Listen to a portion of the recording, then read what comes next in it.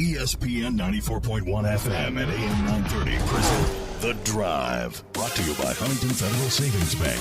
Local then, local now. Member FDIC. Coming up today on the program, we're going to hear from Grant Wells. Also, as I mentioned, we'll take your phone calls, 877-420-TALK, 877-420-8255. Now, news coming out of Conference USA today. News out of Conference USA. Judy McLeod announcing that Trey Stallings has been named Associate Commissioner for the league. In this role, he's going to be responsible for managing all of the league's operations for football. You're seeing this happen more and more. Stallings comes to Conference USA following 2 years at the NCAA office, where he served as Assistant Director of Enforcement. In that role, he worked closely with FBS conferences and institutions, utilizing his knowledge, this is the press release, utilizing his knowledge of football and NCAA legislation to effectively monitor and enforce rules compliance. He provided assistance and education to football coaching staff members in NCAA rules compliance and worked with sports entities such as the NFL, the NFLPA, apparel companies, and college football all-star games. So he's got a background. He can actually do some things that maybe the conference office needs. You're seeing this happen more and more. This position is becoming more relevant in conferences. You should have someone whose sole purpose is to take care of football operations, because football is the biggest sport in each conference office. Basketball, the second biggest sport. I would say you might want to look at somebody who can handle that as well, but still, if you have somebody who's running football operations day to day, commissioner can focus on other things, managing the overall conference, while you have someone who's your point person for football that can handle all of that detail work. Maybe this is a step in the right direction for Conference USA. Whatever the case may be, you have someone now who is responsible for all of the league's operations in football, and it is definitely something that this conference could use. Now, we get back to action starting tomorrow, UAB at Miami, 7 o'clock game, ACC Network, and then on Saturday, 4 Conference USA games. Charlotte's going to be at Appalachian State. That is going to be followed by UTSA at Texas State. Western Kentucky going to be at Louisville.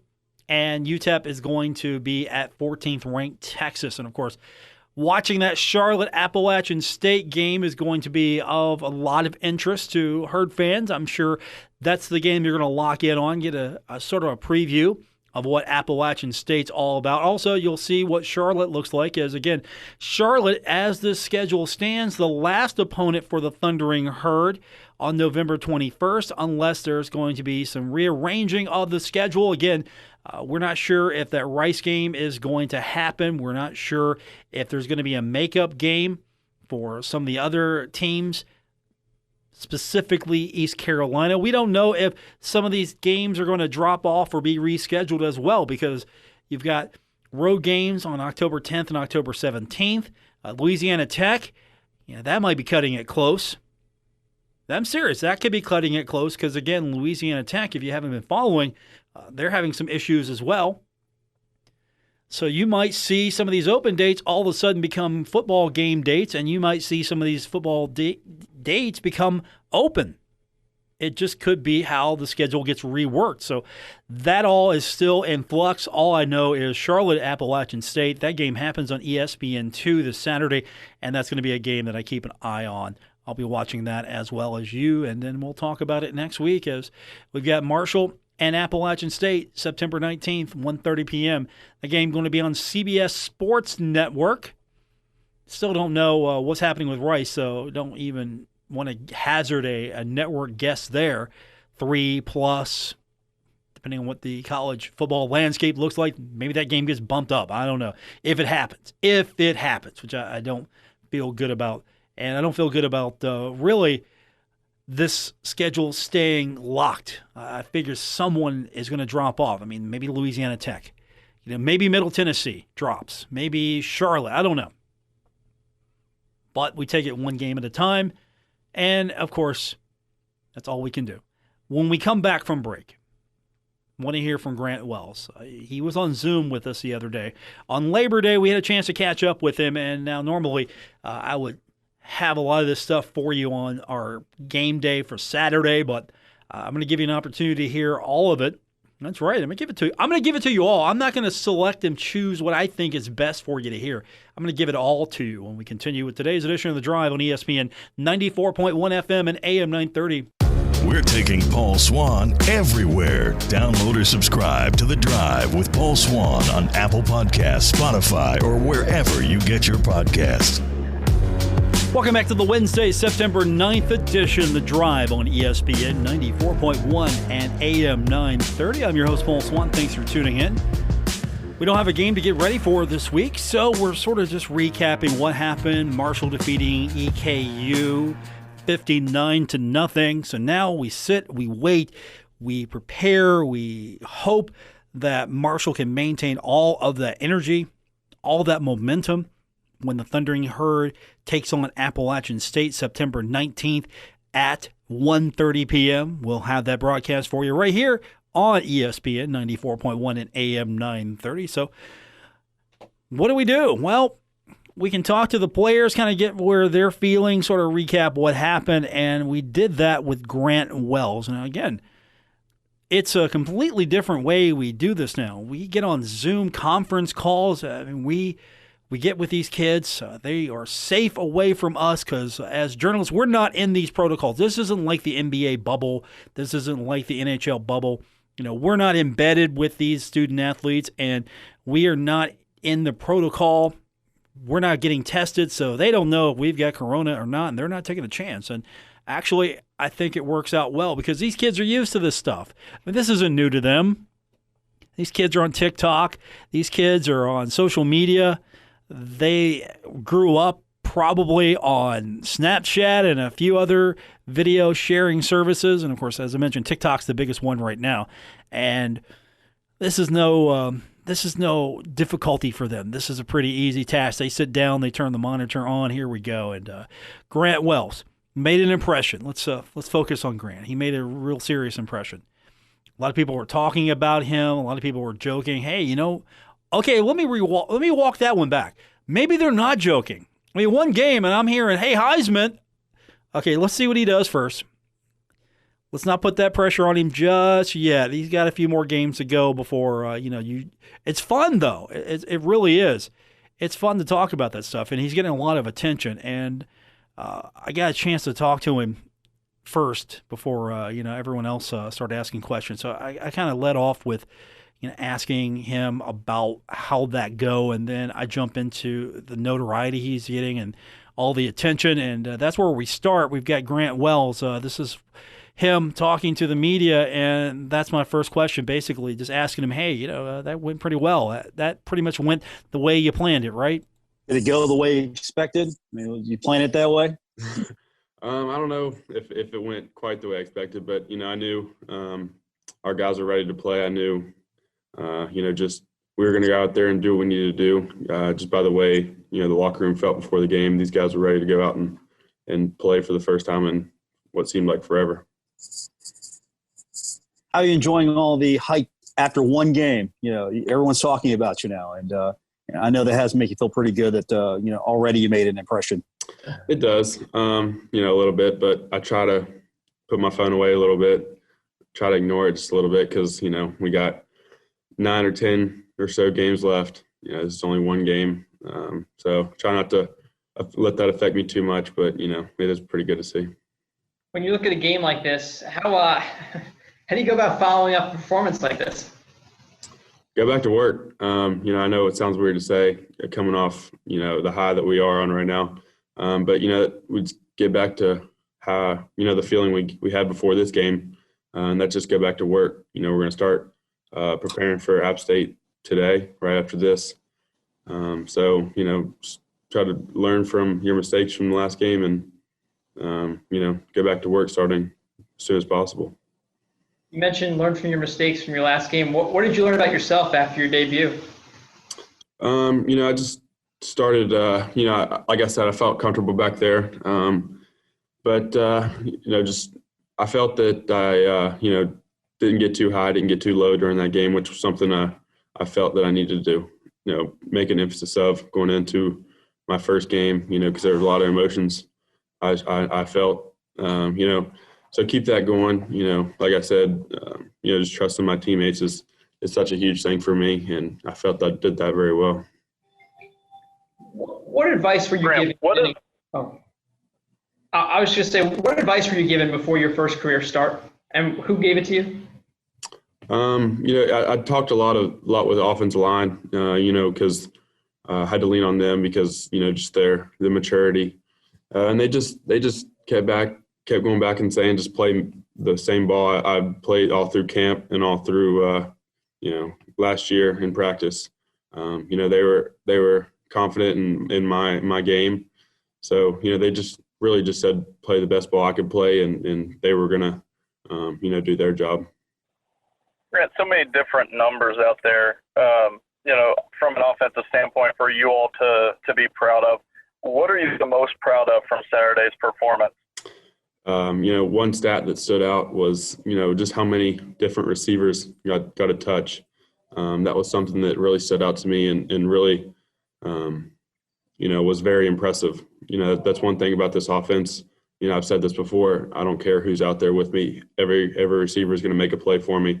And that's one thing that is huge going into each game, knowing that it doesn't really matter who's out there. I'm gonna make my reads, and all the receivers are gonna make the plays, and that's so hard for defenses to scheme against because one receiver is not targeted more than another.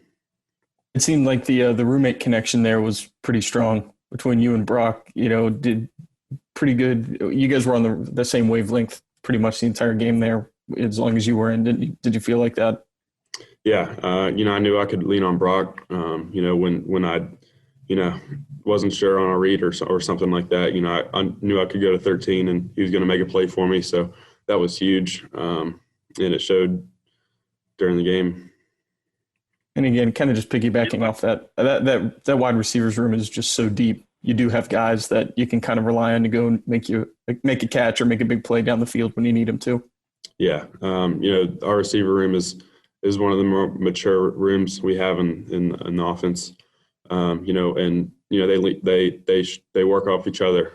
They talk. I see them in practice all the time talking, trying to fix each other. And that's huge when, the leaders in that room step up and, teach the young guys like Shadid and Jaron, how things go. And, that's huge. You mentioned that you've kind of done your best to set aside your phone and kind of block out some of this noise. How much, have you gone and watched those highlights of yourself on ESPN since that game? I watched a little bit on Saturday, before I got kind of tired of it, honestly. Like I said, I tried to put it away, tried not to get to my head too much. It's been pretty hard, but, I've debated on deleting Twitter for a second, just because it's gotten too much. And when you got a possible nationally ranked team coming to town next, that's a pretty quick wake-up call. And then you're grounded, as we know, that just to think that, okay, it's gone. Let's focus on App State now. Yeah. The preparation is going to start right after this. We're going to go into meetings and bang out this film we just played and then right on to App State. Like you said, it's going to be a great team coming in here, and we all know that. We have this week off, so we're going to be able to start prepping for them a little earlier than normal. You look back to a couple of the catches that X made. The touchdown catch, obviously you put that ball right where it needed to be, and he was able to snag it. But the one that took you over 300 yards on the sideline, the back shoulder, have you seen the film of that so far and just been like, man, this thing clicked on Saturday? Mm-hmm. Yeah, that just shows how in sync we were as an offense. That ball wasn't supposed to be placed right there, but me and X were on the same page. It seemed like the whole game we were just thinking about the same thing, and that just shows the whole offense how in sync we are and how prepared we were going into this game. Go ahead, Jake. I was going to say, how about the play calling? I know we spoke earlier in practice. Coach Ramsey mentioned to us that he was going to put you in a lot of uncomfortable situations to make you comfortable. Was there anything that was out of the ordinary, or was it really followed script pretty much the whole game? No, that's one thing that, made me feel a lot more comfortable was, I've seen just about every look that, they threw out there. We were very prepared, and, that's one thing that is huge as an offensive standpoint, just being ready for every look they can possibly give you. That was really big, especially for my first start, feeling really comfortable, for every look they gave at me. Grant, do you know Appy State's head coach, Sean Clark? I don't know him, but I've heard he went to GW. I talked to Coach Edwards, and he knew him very well. I figured you did. Mm-hmm. Grant, you mentioned you're starting that process of preparation on App State today right after this. But does this at all kill momentum to know you're not playing again this Saturday, coming off of such a high offensive output? No, I wouldn't say it kills the momentum. It just gives more preparation for a great team coming in here in 2 weeks. So I don't think anybody looks at it as a negative that we're not playing this week. We sure would like to. With everything going on in 2020, we're prepared for everything, playing or not playing. So I wouldn't say it's a negative, but, it just gives us more time to prepare. More time to prepare. Appalachian State coming into Jones C. Edwards Stadium on September 19th, 1:30 p.m. We'll have it for you right here on ESPN 94.1 and AM 930. When we come back from break, we're going to hear from Sheldon Evans, same format. Give you sort of a sneak peek, we're going to pull the curtain back a little bit, probably the best way to say that. We're going to give you an idea of what it sounds like when we talk to these guys. You usually don't get to hear stuff like that, but here is sort of an example of what our new normal sounds like. And we've got Sheldon Evans when we continue on today's edition of The Drive on ESPN 94.1 FM and AM 930. The Drive with Paul Swann. Marshall Athletic Director Mike Hamrick. He knows. Paul's the best. On ESPN 94.1 FM and AM 930. Our phone lines this hour brought to you by Miller Lite at 877-420-TALK, 877-420-8255. Miller Lite, hold true, great taste, only 96 calories. It is the original light beer. We got a busy night tonight, Eastern Conference semifinals. Game 6, the Raptors taking on the Boston Celtics. That is set for a 6:30 p.m. tip. Boston leads that series 3-2. Western Conference semifinals tonight. Game 4, the LA Clippers taking on the Denver Nuggets. Clippers lead that series 2-1. That is set for 9 o'clock this evening. Stanley Cup playoffs, Eastern Conference final. Game 2. New York Islanders, can they bounce back after getting clobbered by the Tampa Bay Lightning? In Game 1, they lost 8-2. It was ugly. That is coming up tonight, 8 o'clock. And, of course, we're going to have that game for you on our sister station, Cat Sports 93.3 and 1340. We've got Pirates baseball coming up tonight right here on ESPN 94.1 and AM 930. Pirates last night, walk-off. Always the bottom ninth walk-off. It's always fun. You always love it. If there was a crowd, they'd be excited. The Pirates had a pretty exciting game last night with the White Sox, and I'm looking forward to more of that coming up tonight. And again, maybe we'll get some more of the same. That is what we've got scheduled for you tonight right here. And then, of course, on Thursday, the return of the NFL and, of course, Thursday night football. And that means the return of fantasy football as well for a lot of you. Drafts already being held. Some drafts being held tonight. I'm doing one fantasy football league. It's a free one. It's Yahoo. I'm doing that. I'm probably not going to put any effort into it. It's like, okay, you know what? I'll do it. Fine. And then I thought to myself, I don't know if I want the full-time job. Because when it's fantasy hockey season, I run my team like it is a full-time job. Every single night. So fantasy football, that's back for a lot of you, and I'm sure that's going to really put you in a happy place as long as the NFL season can last. Of course, hey, player gets sick, gets temporarily quarantined. That's going to that's the challenge now. That's the real challenge. Is okay. You draft a team, and then will that team be the same team you have after week 1? or week 2. Reason? COVID-19. Quarantine. Exposure. Yeah, that's going to be the challenge right there. So good luck with fantasy football. We've got football for you, though. It's coming back Thursday. NFL action right here on ESPN 94.1 and, of course, AM 930. We've got, as promised now, I'm going to give you an opportunity to listen in our conversation with Sheldon Evans. And Sheldon, of course, one of the standouts that you can expect to get a lot of carries this year for the Thundering Herd. So this is Sheldon as we talked to him during his Zoom media availability. And just to get things started, kind of want to get an impression from him about how that game looked as far as his perspective was concerned. If you would, just talk a little bit about your performance and how you saw the game on Saturday. I mean, I just took what the defense gave us. Grant threw the ball around a lot, so that opened up a lot for us in the back. So that was a good that Grant, opening up, got it to different receivers to help us out. Speaking of Grant, he got a few yards on the ground as well. You guys worried in the room that he's maybe going to take some of your carries? Oh shoot, I'll be okay with that to take some of the load off of us. He can do his thing. Well, Sheldon, you knew coming into this game that EKU was going to try and load up against the run, and Grant being able to make those throws early in the game, those 12 to 15, those intermediate throws. A lot of times in the past, it was either a short route or a deep ball. Those intermediate throws, how much do those loosen up linebackers and really help your all's rushing attack?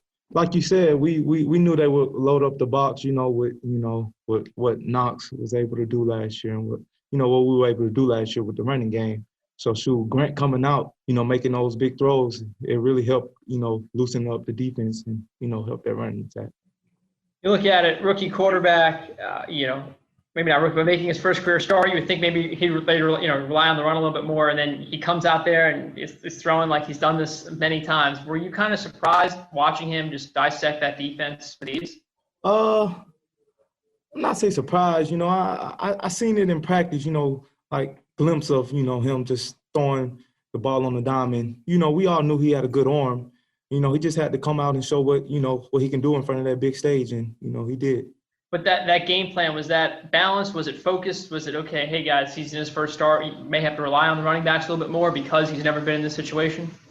I mean, we just came in with our game plan. We knew what we were able to do. We knew all the, hard work we had put in this offseason. So we knew if we just come out and execute like what we did, we wouldn't be stopped. So I was. But to have the amount of success you've had in a game like this as an opener, I mean, you ever been a part of anything, a route like that before? I mean, what was it like being out there? It felt good just being able to do what we want to do. We controlling the game, and that's what we did. We just wanted to, do what we do best and control, us, and that's what we did. Sheldon, you were named captain coming into this. Doc obviously says that you're one of the more respected guys. You're a great leader on the team. How important has this last year been for you developing on and off the field and where you fit in the locker room?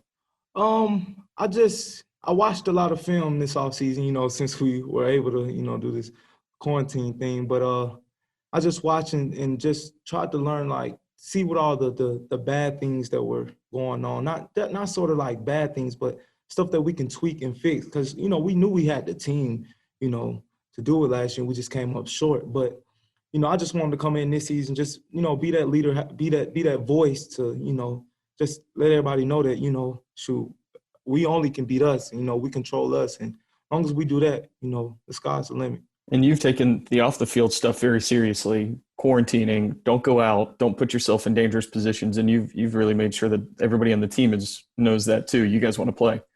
Yeah, I mean, shoot. I just feel like, this is more important. You know what I'm saying? This is more important. Other people are not able to, have a season play. So just us being blessed with, having that season, we just got to really take it serious and do the right things to, I know it's hard, you know what I mean, but we just got to do the right things. How did it feel to have the guys behind you pretty much just do just as well as you and Brendan did? Excuse me, what'd you say? How did it feel to have, guys like Knowledge and Papillon come in and play just as well as you guys did? Oh, yeah. I mean, I knew what those guys are capable of, and they showed it in practice. And just like with Grant, they just had to come out and show what the work we have just been putting in this offseason, just come out and show it on the big stage, and those guys did. Doc always said, you look at a guy like Knowledge, and he's trying to make a name in the carries that he's gotten. You talked to us about that earlier in practice, making the most of every single situation. Whenever you see a guy like Knowledge get in that situation and shine, what does that do for the whole team, just from a mental standpoint? I mean, it just take off a relief of everybody, because it's not going to be like a drop off if like Mir Knox is not in the game. It's like everybody can do it, and so that's the big thing about having those guys that can come in and just back us up, and it's not really a drop off. I know that you all look at every back's got his own style, his own uniqueness whenever he hits the field. What do you feel in looking at film of your all's running backs from? What do you feel like Knowledge's strengths are?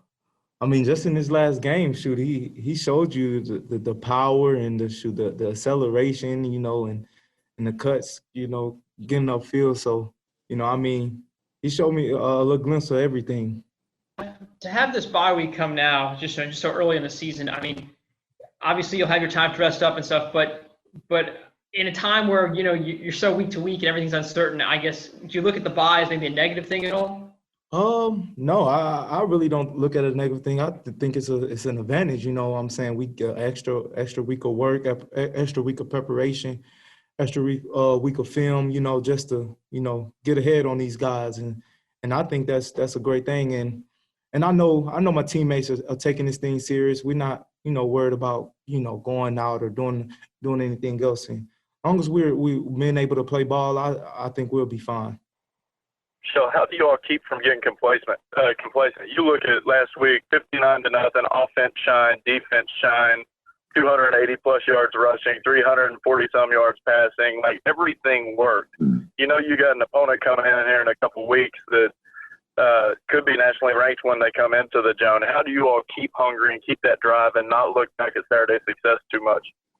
I mean, that game is behind us now, so we got the next step, and so, like you say, can't get complacent. I mean, that was a heck of a game that we played, but now it's on to, like you say, it's a good team that's coming in. So now we got to prepare just like we were, preparing this offseason. Come in, stay hungry, same drive. And I know that's what me and my teammates are going to do, and come out and play a good game. Every bowl game, Doc says, you have the rest of your life to screw around. This is important. Let's do this. Has he said that a lot this fall, knowing that the next game might not happen, and you treating it like kind of like every game is like a bowl game week where it might be your last of the season? That would really makes your attention to detail. Just like I say, I tell the guys too. I tell all the guys there too. That partying stuff is gonna be there. We only get this so many opportunities. We only got 9 opportunities right now. So we really got to take advantage of it. And then we don't even know if those 9 opportunities are going to still be there on the table. So we got to just take step by step, game by game. We got to take it, for granted and really cherish those, those moments, because, it can be taken away quick. Sheldon Evans talking to the media. We'll have more of those audio experiences for you throughout the week, and of course throughout the rest of the football season, as that's going to be the new way we do things. We're all going to get together on Zoom and have these little conversations. When we continue, we will wrap it up with you, get your phone calls in. Also, you can find me on Twitter at Paul Swann. That's the best way to get to me on social media. More coming up here on today's edition of The Drive on ESPN 94.1 and AM 930. This is The Drive with Paul Swann on ESPN 94.1 FM and AM 930. Presented by Huntington Federal Savings Bank. Guests with Paul Swann appear via the Miller Lite phone lines. We're wrapping up today's edition of The Drive on ESPN 94.1 and AM 930. Thundering Herd off this week, back in action on September 19th. So we are just sort of in that holding pattern. It's going to be really the standard for the next few weeks. We'll have the game against Appalachian State, then potentially a couple weeks off, and then it will be pretty much straight football for several weeks until we get towards the end of the season. 2 games in September, potentially 5 or 4, depending on how it goes, in October, and then at least minimum of 2 games in November. It's going to be interesting. I mean, I kind of like the gaps a little bit to a degree. I do like that. But again, we're used to 12 games a season, so it's going to be unique in the sense that there's really not a set number of games here. And it's sort of the same thing with basketball. And if you haven't seen the latest, the ACC is pushing this. All the coaches there are pushing an expanded 2021 NCAA tournament that would include every Division I team. Every single one. Now, on paper, it's like, okay, that's pretty cool. Everybody gets to go to the NCAA tournament. That's fantastic. But at the same time, does everybody need to go to the NCAA tournament? They voted Wednesday. The coaches proposed the expanded 2021 NCAA tournament. They are looking to, in their words, this is Coach K, Duke head coach, Mr. Basketball himself, just about when it comes to coaching. He said there's no better way to celebrate the game than involving every team in the most prestigious basketball tournament on the planet. How you gonna bubble all these people? I mean, that's the thing. That's the challenge. The NCAA is going to have to figure out how to have the NCAA tournament, and do it safely. Do it, I think, in a way that is not going to shortchange the tournament itself, but at the same time, you got 64 teams. Pretty much you're going to have 64 teams. They want to have a 68-team NCAA tournament.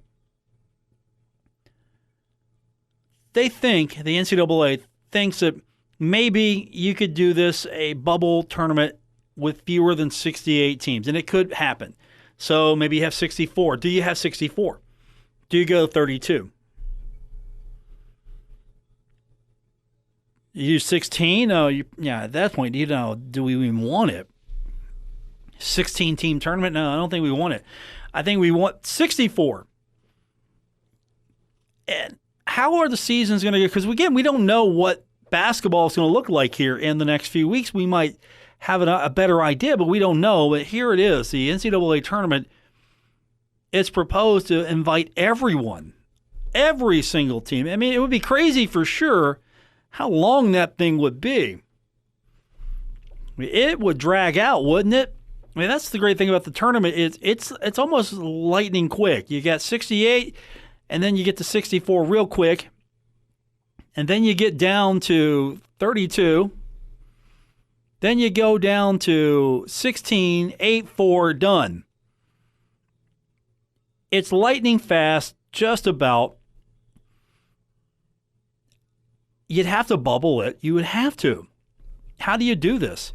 I mean, do you keep everyone in the same?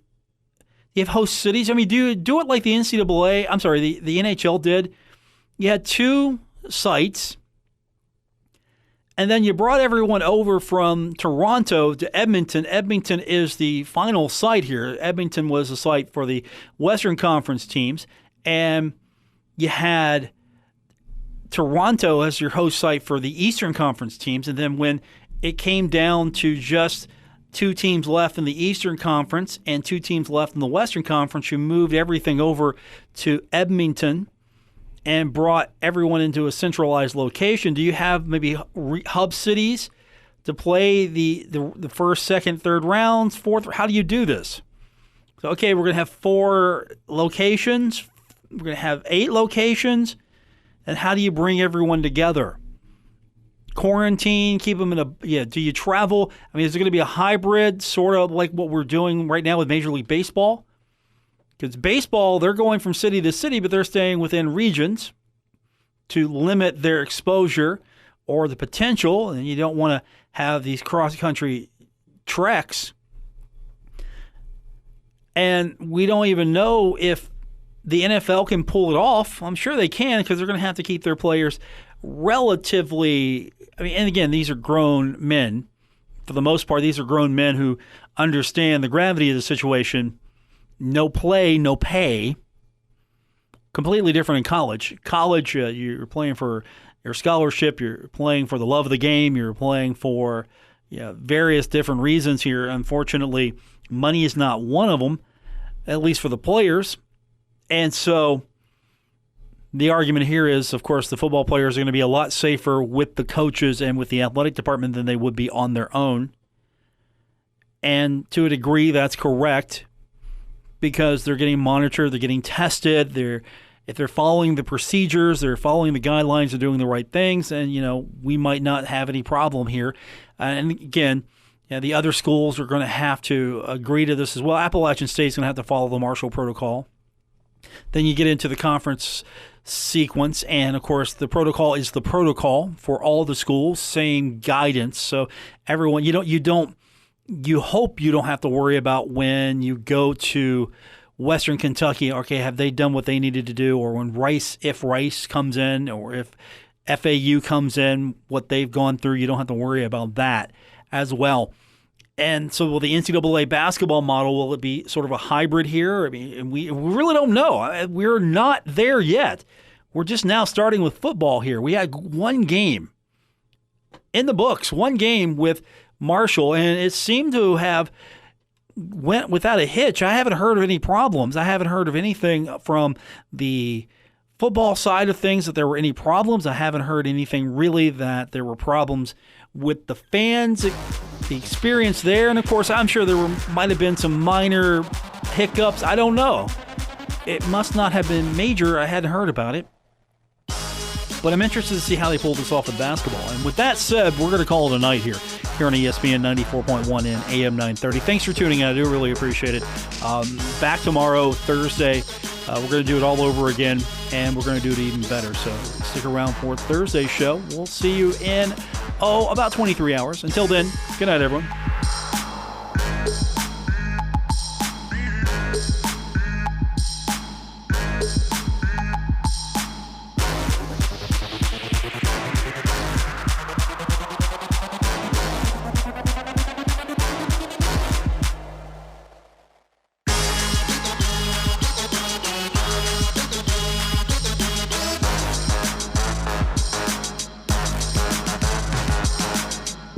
WRBC Huntington, W227BS Huntington, your flagship home of the Marshall Thundering Herd and The Drive with Paul Swann, ESPN 94.1 FM and AM 930.